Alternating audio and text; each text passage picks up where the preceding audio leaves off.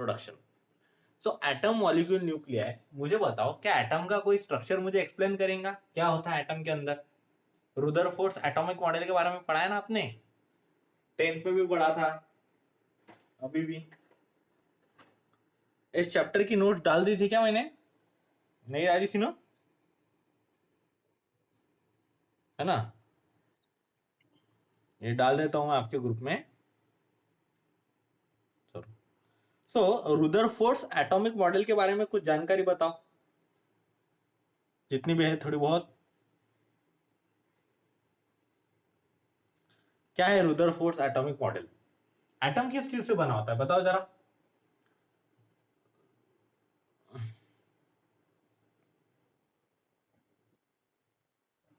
Proton and neutron. Proton neutron कहां पे होते हैं? एटम के सेंट्रल पार्ट में होते हैं प्रोटॉन एंड न्यूट्रॉन, है ना, जिसको बोलते हैं न्यूक्लियस। और उसके अराउंड क्या होते हैं? इलेक्ट्रॉन्स होते हैं जो कि रिवॉल्व करते रहते हैं, है ना। सो according to Rutherford, can we say that atom consist of two parts. First one is called central part which is called as nucleus, है ना। और दूसरा पार्ट होता है उसका ऑर्बिट। क्या होता है nucleus? Nucleus consist of nucleons, that is protons and neutrons are collectively called as nucleons. Proton और न्यूट्रॉन को क्या कहते हैं? न्यूक्लियॉन्स कहते हैं। क्यों न्यूक्लियॉन्स कहते हैं उनको? क्योंकि वो न्यूक्लियस के अंदर होते हैं, है ना। ये न्यूक्लियस के अंदर होते हैं इसलिए इनको कहते हैं न्यूक्लियॉन्स। और जो इलेक्ट्रॉन्स होते हैं वो ऑर्बिट में रिवॉल्व करते रहते हैं। क्लियर? ये था हमारा रुदरफोर्ड एटॉमिक मॉडल। पता है सब लोगों को? अब मुझे बताओ, इलेक्ट्रॉन्स के ऊपर कौन सा चार्ज होता है?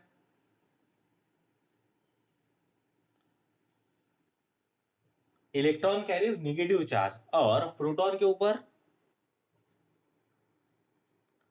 प्रोटॉन के ऊपर पॉजिटिव चार्ज होता है ना। और न्यूट्रॉन, न्यूट्रॉन के ऊपर कौन सा चार्ज होता है?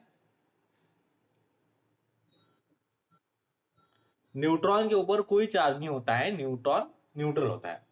क्या मैं कहूँ, इलेक्ट्रॉन के ऊपर जितना पॉजिटिव चार्ज होता है, जैसे चार्ज ऑन इलेक्ट्रॉन हम लोग 1.6 माइनस 1.6 इंटू 10⁻⁻19 कूलोम बोलते थे। ये होता है, इतना होता है इलेक्ट्रॉन के ऊपर चार्ज। और उतना ही चार्ज पॉजिटिव में होता है प्रोटॉन के ऊपर, that is plus 1.6 into 10⁻⁻19 coulomb. क्या मैं कहूँ एक एटम में जितने इलेक्ट्रॉन्स होते हैं उतने ही प्रोटॉन्स होते हैं। मतलब एक एटम में जितना निगेटिव चार्ज होता है उतना ही पॉजिटिव चार्ज भी होता है। यस और नो? है ना। तो क्या मैं कहूँ एक एटम में जितना पॉजिटिव चार्ज है उतना ही अगर निगेटिव चार्ज है तो वो एटम इलेक्ट्रिकली न्यूट्रल होता है। तो रिजल्ट में जैसे जितना पॉजिटिव चार्ज है ना, पॉजिटिव चार्ज उसको इधर खींचेगा तो निगेटिव इधर, तो दोनों एक दूसरे को क्या कर देंगे? न्यूट्रलाइज कर देंगे। तो एटम के ऊपर रिजल्ट में कौन सा चार्ज रहता है बताओ? क्या एटम के ऊपर, कोई सिंगल एटम के ऊपर कोई चार्ज रह सकता है पॉजिटिव या negative?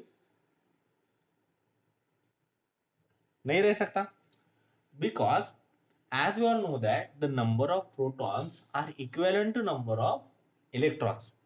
Okay, that's why negative charge neutralizes the positive charge, और पॉजिटिव चार्ज निगेटिव चार्ज को क्या कर देगा? न्यूट्रलाइज कर देगा। That's why atom is electrically neutral. उसकी वजह से एटम क्या होता है? इलेक्ट्रिकली न्यूट्रल हो जाता है। ओके, समझ में आया? ये था रुदरफोर्ड एटॉमिक मॉडल। यहां तक कोई डाउट है? और है क्या कोई डाउट? हाँ पूछो। और अब ये जो एटम होता है, एटम में जो न्यूक्लियस है और जो, मतलब न्यूक्लियस में न्यूक्लियॉन्स है, प्रोटॉन्स और न्यूट्रॉन्स, और इलेक्ट्रॉन्स रिवॉल्व कर रहे हैं ऑर्बिट में। क्या मैं कहूँ ये प्रोटॉन, जैसे कि न्यूक्लियस में ये न्यूक्लियस और ये इलेक्ट्रॉन है, इसके बीच में फ्री स्पेस है कि नहीं? ये फ्री स्पेस में वैक्यूम होता है। अरे यस और नो? है ना। तो क्या हम कह सकते हैं कि एक जो एटम की साइज है, ये हो गया एटम की साइज, ये होगा एटम का डायमीटर, है ना, जिसको एटम के डायमीटर को आप डी बोलेंगे। और ये हो गया उसके न्यूक्लियस का डायमीटर, इसको बोलेंगे छोटा डी। तो क्या मैं कहूँ कि एटम का जो डायमीटर है वो न्यूक्लियस के डायमीटर से बहुत बड़ा होता है? बोल सकते कि नहीं? अरे बोल सकते कि नहीं बोल सकते? The diameter of nucleus is very very small as compared to the diameter of atom, है कि नहीं?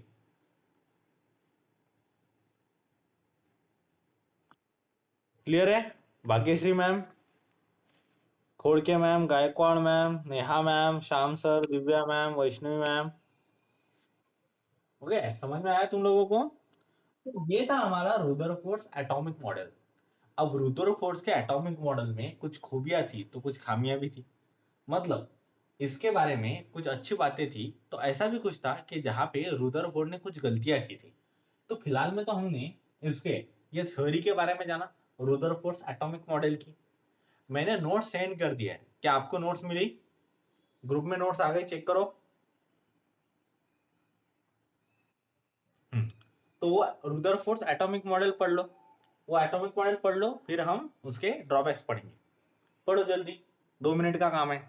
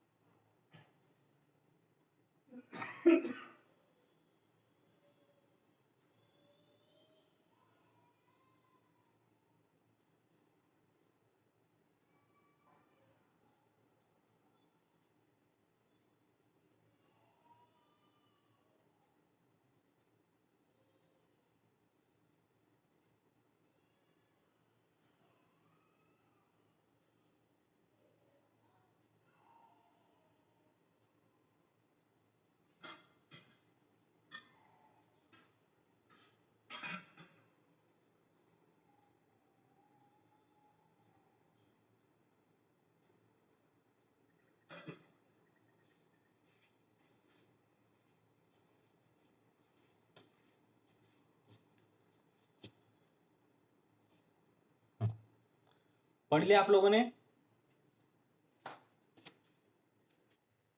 ध्यान दो जरा। तो एक बार इसको शॉर्टली रिवाइज करते हैं, क्या कहा था हमने? हमने कहा था कि जैसे रुदरफोर्ड, सर रुदरफोर्ड ने क्या कहा था?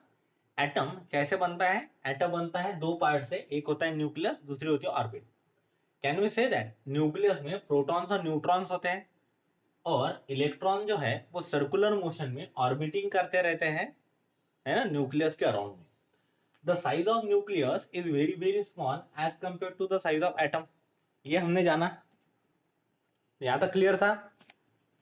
दिव्या, वैष्णवी, भाग्यश्री, गौरव, श्याम, नेहा,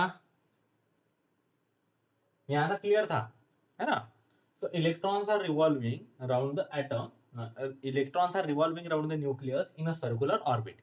क्या मैं कहूँ कोई ऑब्जेक्ट अगर सर्कुलर ऑर्बिट में घूम रहा है तो along the circumference of circle घूम रहा है।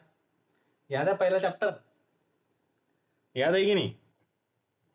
तो इलेक्ट्रॉन, इलेक्ट्रॉन मुझे बताओ कौन सा मोशन परफॉर्म कर रहे हैं? Very good. Electron is moving in circular motion. So can we say that as electron is moving in circular motion, है ना, जिसको यूनिफॉर्म सर्कुलर मोशन बोल देंगे, है ना? अब बात ऐसी है कि रुदरफोर्ड ने कहा था कि कोई भी एसलरेटेड चार्ज पार्टिकल क्या करता है, उसके अंदर की जो रेडिएशन एनर्जी होती है ये रेडिएशन इमिट करते रहता है। क्या करते रहता है? ये रेडिएशन इमिट करते रहता है चार्ज पार्टिकल। अब ध्यान दो मुझे, इस बार घूमने वाला चार्ज पार्टिकल कौन सा है? इलेक्ट्रॉन। इलेक्ट्रॉन कौन सा चार्ज कैरी कर रहा है? निगेटिव, बराबर। और इलेक्ट्रॉन सर्कुलर मोशन में मूव हो रहा है, जो कि सर्कुलर मोशन ये एक एक्सेलरेटेड मोशन है, बराबर है कि नहीं दिव्या, वैष्णवी, भाग्यश्री? इलेक्ट्रॉन गोल घूम रहा है, इलेक्ट्रॉन के ऊपर चार्ज है, मतलब वो चार्ज पार्टिकल है, ओके, और वो एक्सेलरेटेड मोशन में घूम रहा है, मतलब इसने तो रेडिएशन इमिट करना चाहिए, करेगा कि नहीं करेगा? According to Rutherford, according to Rutherford, क्या मैं कहूं कि अगर ये इलेक्ट्रॉन उसके रेडिएशन अगर इमिट करते रहेगा, तो गायकवाड़ मैडम, अगर इलेक्ट्रॉन उसके रेडिएशन इमिट कर रहा है, तो इसके पास में अगर सपोज इसकी जो एनर्जी है, ये एनर्जी क्या कम होती रहेंगी? एनर्जी क्या, एनर्जी के साथ में क्या होता जाएगा? एनर्जी बढ़ेंगी या कम होंगी? अगर ये रेडिएशन इमिट कर रहा है कंटिन्यूसली, जाते जाते बांटते जा रहा है, तो डिक्रीज होंगी, कम होंगी ना। इसकी जो एनर्जी है, इसकी जो एनर्जी है, जैसे ये रेडिएशन इमिट करते रहेंगे, एनर्जी कम कम होती रहेंगी, है कि नहीं? तो ये अगर एनर्जी कम कम हो रही है, तो क्या मैं कहूं इसकी एनर्जी अगर कम हो रही है, तो ये सर्कुलर पाथ फॉलो नहीं कर सकता। कर सकता है क्या?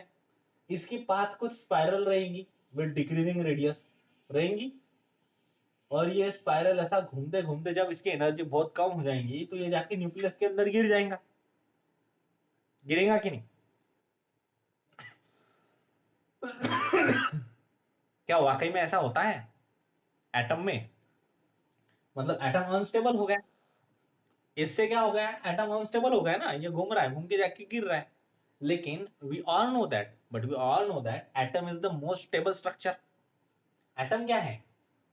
मोस्ट स्टेबल स्ट्रक्चर है। तो ये जो इमिट कर रहा है, ये जो एनर्जी इमिट कर रहा है, वो एनर्जी ये कंटिन्यूअसली इमिट नहीं करेगा, है ना? क्योंकि ऐसा अगर करेगा तो ये स्पाइरल पाथ फॉलो करके एक न्यूक्लियस के अंदर गिर जाएगा, अनस्टेबल बन जाएगा। जबकि ऐसा नहीं है, एटम ये पूरी यूनिवर्स में का मोस्ट स्टेबल स्ट्रक्चर है। समझ में आया? यस और नो? तो रुदरफोर्ड की यहां पर ये एक बात गलत हो गई, कर दी ना गलती रुदरफोर्ड ने। अब दूसरी बात की ओर चलते। दूसरी बात उसने क्या कही थी, अच्छा, जैसे अब पहली बात को ही हम थोड़ा सा और खींचते हैं। जैसे उसने कहा था कि एक charge particle, charge accelerated particle continuously energy को रेडिएट कर रहा है, कंटिन्यूअसली एनर्जी को रेडिएट कर रहा है, इसका मतलब फ्रीक्वेंसी ऑफ रेडिएशन बढ़ते जाएंगे, यस और नो? बढ़ती जानी चाहिए। लेकिन फिर ऑब्जर्व हुआ कि ऐसा तो कुछ भी नहीं हो रहा, एटम स्टेबल स्ट्रक्चर है, और ये कोई पर्टिकुलर जो रेडिएशन है एक पर्टिकुलर फ्रीक्वेंसी पर ही आ रहे हैं, तो ये भी बात झूठ हो गई, झूठ हो गई कि नहीं? तो ये थे ड्रॉबैक, ये थे ड्रॉबैक्स कि जो किस में निकले थे? रुदरफोर्ड एटॉमिक मॉडल में निकले थे। मतलब रुदरफोर्ड ने जो हमें जानकारी दी थी, जो एटॉमिक मॉडल हमें दिया था, उसमें बहुत सारी बातें सच थी, है ना? लेकिन बहुत सारी बातों को वो एक्सप्लेन नहीं कर पाया, इसलिए वो बातें झुटला दी गई, उसको उसकी थ्योरी के ड्रॉबैक बता दिए गए, इसकी थ्योरी में कुछ कमियां थी, इनको बोल दिया ड्रॉबैक। यस और नो? श्याम, रोहन, गौरव, है ना, नेहा, भाग्यश्री, वैष्णवी, दिव्या, समझ लो, मनीषा। अब क्या होता है मनीषा? तो ये हो रहा है एटम के अंदर। अब बात आ रही है कि इसके अंदर की जो गलतियां निकाली, वो निकाली थी, है ना, साइंटिस्ट लोगों में, मतलब हम सब लोगों में एक बहुत अच्छी आदत होती है। कौन सी गौरव, कौन सी सबसे अच्छी आदत है हम लोगों में? हम दूसरे की गलतियां निकालते हैं, है ना? तो बात ऐसी है कि साइंटिस्ट लोग थोड़ा सा इसके आगे बढ़ जाते हैं। मनीषा मैम, साइंटिस्ट लोग क्या करते हैं, अगर किसी ने गलती की तो उसकी गलती निकालते हैं, लेकिन उसको सुधारते हैं। अब उसके बाद में क्या हुआ, सर प्लैंक्स ने खुद की प्लैंक्स क्वांटम थ्योरी दी।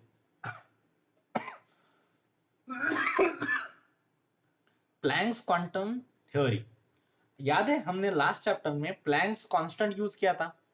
प्लैंक्स कांस्टेंट को हम एच से डिनोट करते थे, याद है कि नहीं? स्मॉल एच, हमने बोली थी 6.63 इंटू 10⁻⁻⁻34 मिनट, याद है नहीं है? Planck's constant. तो ये जो प्लैंक थे हमारे, प्लैंक ने क्या की थी, एक प्लैंक्स क्वांटम थ्योरी थी। तो अभी हमने जो रुदरफोर्ड एटॉमिक मॉडल पढ़ा, उसके बाद में इसके ड्रॉबैक्स है। तो एक मिनट में इसके ड्रॉबैक के ऊपर नजर मार दो, चलो जल्दी से पढ़ लो ड्रॉबैक्स, पढ़ो जल्दी ड्रॉबैक्स, फिर प्लैंक्स क्वांटम थ्योरी देखेंगे उसने क्या कहा था, है ना।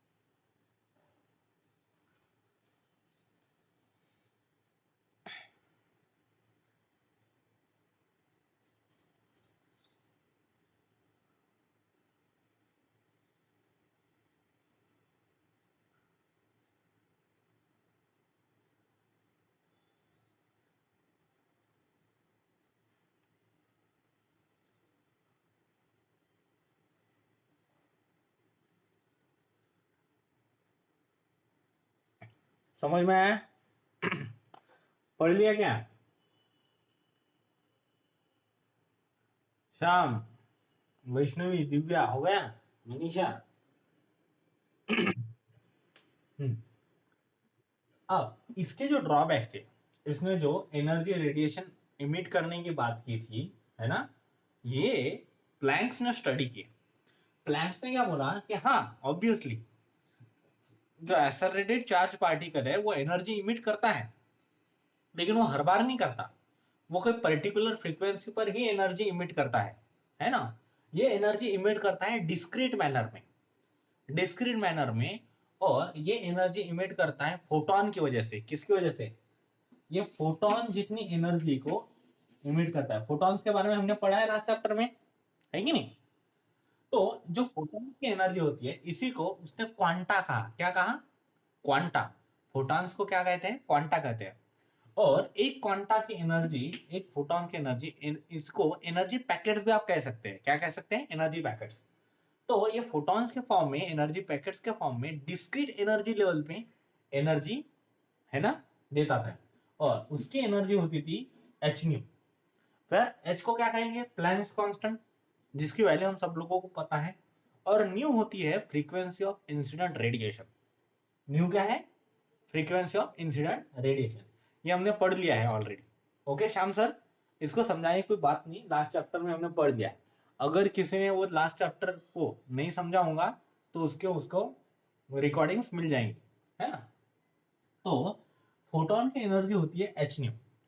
इतनी एनर्जी के एनर्जी पैकेट्स तो मिलते रहते हैं। अब होता क्या है कि फ्रीक्वेंसी, ये इंसिडेंट फ्रीक्वेंसी रेडिएशन न्यू है, तो इसके जो इंटीग्रल मल्टीपल में है ना, ये एनर्जी ये जो एनर्जी है, ये इलेक्ट्रॉन हायर ऑर्बिट से जब भी लोअर ऑर्बिट में जाता है तो इतनी एनर्जी देते जाता है एच न्यू के टर्म्स में। तो ये इसके इंटीग्रल मल्टीपल टर्म्स में ये एनर्जी देते रहता है। अब एक चार्ज, अगर इलेक्ट्रॉन, एक चार्ज है, चाहे इलेक्ट्रॉन हो या कोई भी इलेक्ट्रॉन है, एक्सेलरेटेड चार्ज पार्टिकल, ये अगर एच न्यू इतनी एनर्जी बांटते जा रहा है, एच न्यू के टर्म्स में, एक एच न्यू, दो एच न्यू, तीन एच न्यू, इंटीग्रल मल्टीप्लर में एनर्जी बांटते जा रहा है, तो कोई ना कोई रिसीविंग एंड पे होगा जो इसको एब्सॉर्ब करेगा। अगर कोई देने वाला है तो कोई लेने वाला भी तो होगा। यस और नो?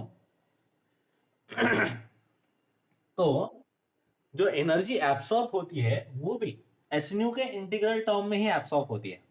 अब ये जो एब्सॉर्ब हो रही है एनर्जी इसके इंटीग्रल मल्टीपल में, इसको बोलते हैं क्वांटिसाइजेशन। क्या बोलते हैं इसको?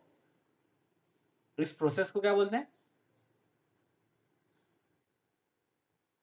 हाँ, क्वांटिसाइजेशन। ओके, जोर से बोलो इसको, क्वांटिसाइजेशन। हाँ, सब लोग ध्यान में रखो। अब ये कहा था प्लैंक्स ने। किसने कहा था? प्लैंक्स ने। सो प्लैंक्स क्वांटम थ्योरी ये कहती थी। अब बात ऐसी है कि प्लैंक्स क्वांटम थ्योरी की पढ़ाई करते बोर्स ने क्या निकाले?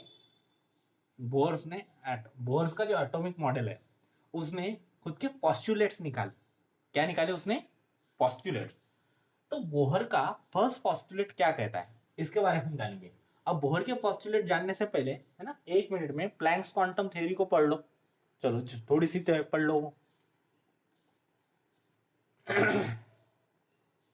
है ना। नोट्स में कुछ गलतियां है उसको आप सही कर लेना अभी। पेज नंबर 1 पे वो फॉर्मूला गलत लिखा है ना, फॉर्मूला गलत टाइप हो गया उससे। तो नोट सही है, लेकिन अब देखो, मैंने तो वो जो टाइप करने वाला बंदा है अपना, उसको थोड़ा सा है ना, थोड़ी बहुत गलतियां कर दी उसने।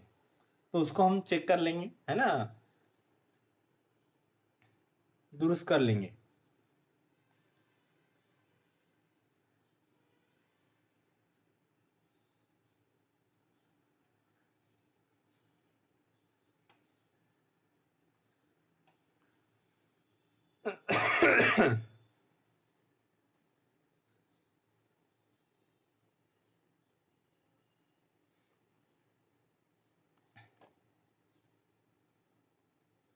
पढ़ लिया कह रहे प्लैंक्स क्वांटम थ्योरी?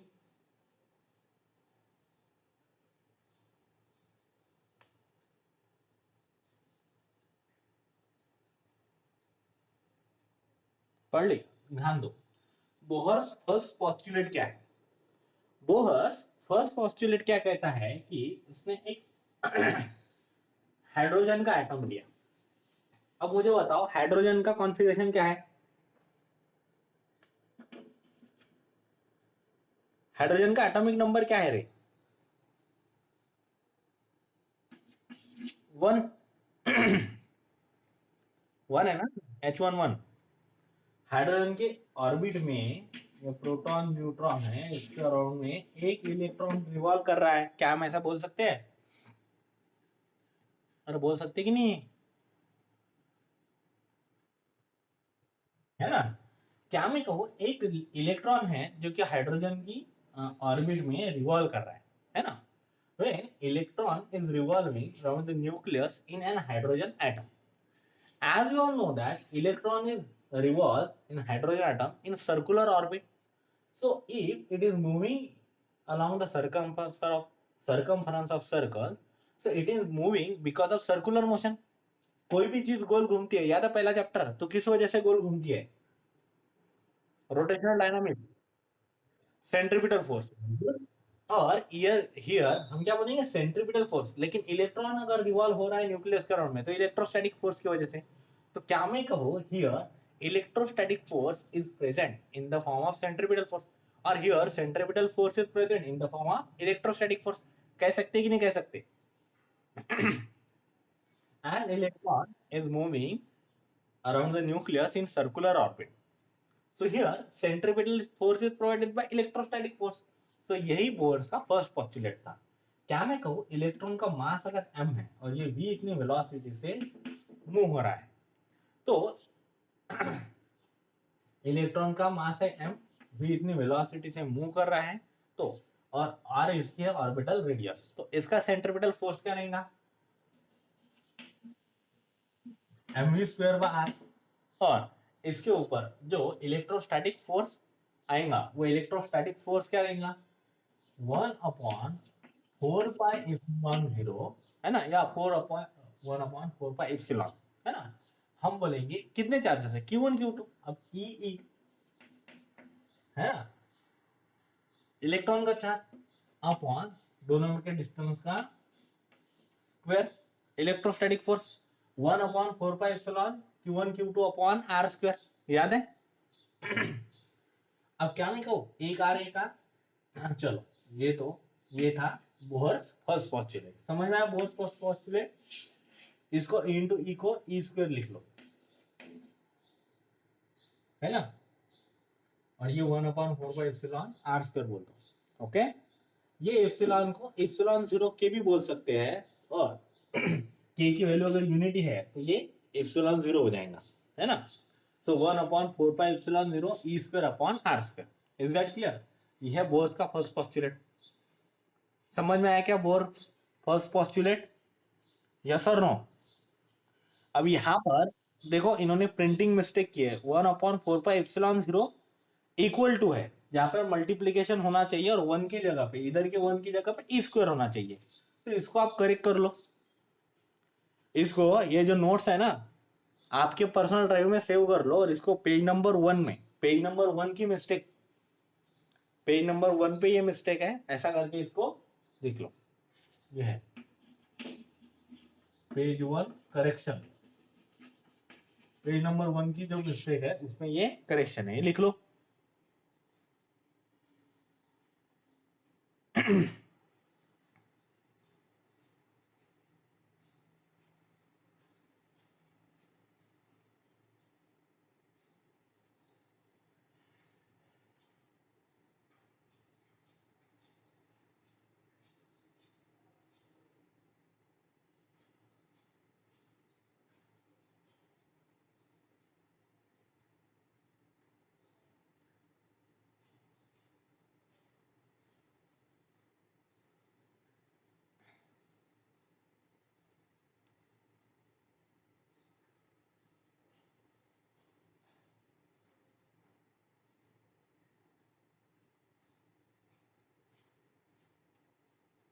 लिख लिया क्या पेज 1 का करेक्शन?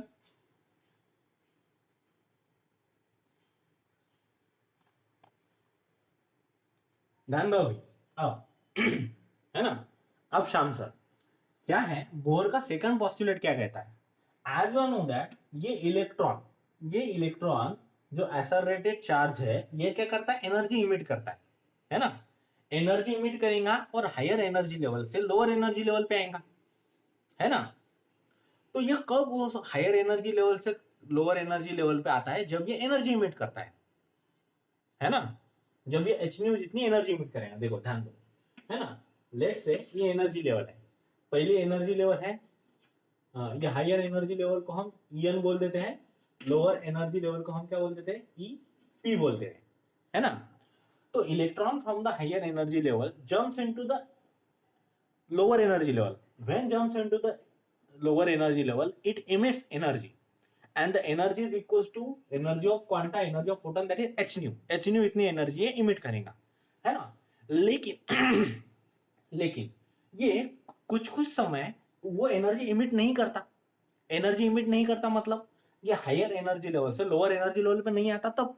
और ये कब पॉसिबल है? जबकि उसकी एंगुलर मोमेंटम ये h/2π का इंटीग्रल मल्टीपल हो। तो सेकंड पोस्टुलेट क्या करता है? Electron do not emit the energy, electron do not emit the energy, और accelerated charge do not emit the energy when the angular momentum, है ना, when the angular momentum is integral multiple of h/2π, where n क्या है? Where n equals to, आप बोल दो integral multiple कोई भी, 1 2 3 4, 1 लो 2 लो 3 लो, कुछ भी हो सकता है ना। तो तब ये एनर्जी इमिट करता है क्या? नहीं करता। समझ में आया? ये है उसका बोर्स का second postulate. Is that clear? Third postulate इसी में छुपा है। ये कब एनर्जी इमिट करेगा? When electrons from the higher energy level, है ना, jumps into the lower energy level, it emits energy which is equivalent to energy of photon, that is h nu, that is ये third postulate क्या कहते हैं उसका? En minus Ep is equals to h nu। समझ में आया क्या? Yes और नो? है ना। तीनों पोस्टुलेट एक इसमें हो गए। पहला सर्कुलर मोशन की ये बता था, पहला बोलता था इलेक्ट्रॉन अगर रिवॉल्व हो रहा है सर्कुलर मोशन में, तो हियर सर्कुलर मोशन कौन प्रोवाइड कर रहा है? इलेक्ट्रोस्टैटिक फोर्स, इक्विवेलेंट कर दिया। दूसरा, इन इलेक्ट्रॉन अगर एनर्जी इमिट नहीं कर रहा है तो कब एनर्जी इमिट नहीं कर रहा है? जब उसकी जो एंगुलर मूवमेंट है वो h/2 का इंटीग्रल मल्टीपल है तब, है ना। और अगर ऐसा नहीं है, तो क्या होगा? अगर ये एंगुलर मोमेंटम h/2 का इंटीग्रल मल्टीपल नहीं रही तो क्या होगा? इलेक्ट्रॉन हायर एनर्जी लेवल से लोअर एनर्जी लेवल पे जंप कर देगा। जब करेगा तो कुछ ना कुछ एनर्जी इमिट करेगा, वो एनर्जी कितनी रहेगी? h नहीं। ये है third postulate. Is that clear? चलो, है ना, यहां तक समझ में आया? बाकी का हम नेक्स्ट लेक्चर में लिखेंगे। Have a nice day to all, see you.